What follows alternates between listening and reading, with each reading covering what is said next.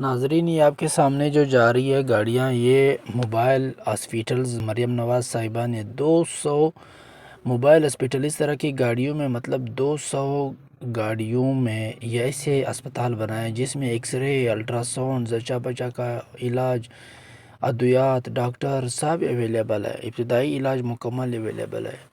اور یہ موو کرنے والے مطلب موبائل ہاسپیٹلز ہے، اور 32 فیلڈ ہاسپیٹل بنائے، آرڈر کیا۔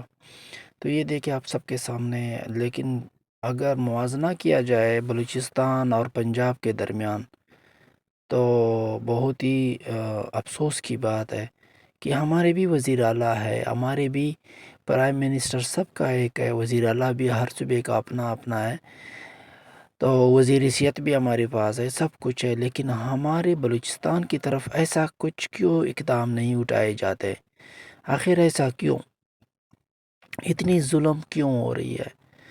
خود ہی اپنے لوگ بیٹھ کے مطلب ہم پر اپنے ہی لوگ، اپنے بلوچستان کے لوگ ہی ظلم کرتے ہیں، ہمیں کوئی سہولت تک نہیں دیتے جو یہ فنڈامنٹل رائٹس میں ہی آ جاتا ہے۔